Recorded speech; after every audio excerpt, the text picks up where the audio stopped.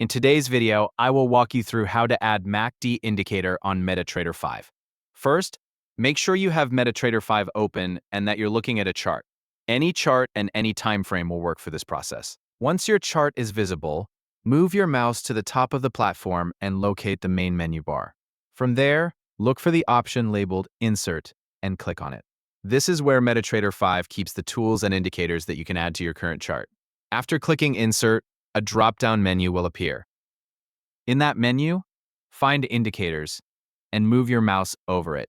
You don't need to click immediately. Simply hovering over Indicators will open another menu with different categories of indicators available in MetaTrader 5. From the list of categories, look for Oscillators and select it. This will open another list containing the available oscillator indicators. Browse through that list until you find MACD. Then click on it to continue. As soon as you select MACD, a settings window will appear on your screen. Depending on your platform, you'll usually see the default values for the fast EMA, slow EMA, and signal line already filled in. If you're following the standard setup, you can leave these values exactly as they are. There's no need to change anything unless you already have specific settings you want to use. Once you've reviewed the settings, click OK to apply them.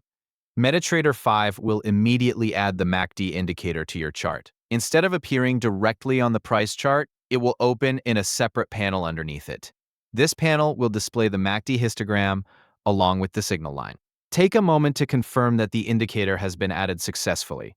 You should now see the MACD panel below your main chart, ready to use. If you decide later that you'd like to adjust how the indicator looks, you can do that at any time. Move your mouse over the MACD panel, right-click inside that area, and choose Properties. From there, you can change the available settings or adjust the colors to match your preferred chart appearance.